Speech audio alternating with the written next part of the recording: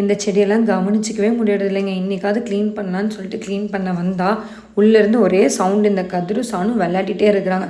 ஓவராக சவுண்டு போட்டுட்ருந்தா சாணம். அது கத்துனான். என்னடான்னு போய் பார்க்குறேன், இவங்க அப்பா ஆயில்மெண்ட் வச்சு கையில் நின்றுருக்காரு. பார்த்தா காலில் அடி வாங்கிட்டு வந்துருக்கிறான். இவளை வச்சுட்டு நான் என்ன பண்ணுறது சொல்லுங்கள்? ஒன்று மாதிரி ஒன்று பண்ணிக்கிட்டே இருக்கா. அதை சாப்பிடாதனா அதை சாப்பிட்றது, விளையாடாதனா நான் அப்படி தான் விளையாடுறேன்னு விளையாடுறது. தேவையா இது நமக்கு சொல்லுங்கள்? இந்த சட்டி தலையும் அதுக்கு மேலே நமக்கு என்னமோ ஆளே கிடைக்காத மாதிரி போய் இந்த சாணு கூட தான் ஓடி பிடிச்சி விளையாடுறான். அதுவும் வீட்டுக்குள்ளே ஹாலு பெட்ரூம் ஹாலு மாற்றி மாற்றி ஓடி விளையாண்டா அங்கங்கே அடிப்படை தானே செய்யும். இது எப்படி அடிப்பட்டுச்சுன்னே தெரியல. கேட்டால் கதவுல இடிச்சிட்டேம்மா அப்படின்னு கூலாக வந்து சொல்கிறான். அழுகெல்லாம் இல்லை, அது வேறு விஷயம். சீனெல்லாம் போடல.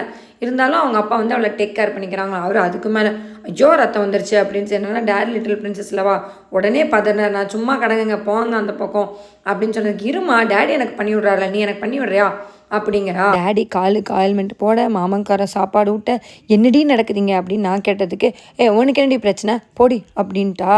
மவளை நாலேருந்து ஸ்கூலுக்கு போவேல, அதுக்கு அம்மே அம்மான்ட்டு வர வேலை, அப்போ வச்சுக்கிறேன்டி வெயிட் உனக்கு அப்படின்னு நான் வெயிட் பண்ணிருக்கேன்.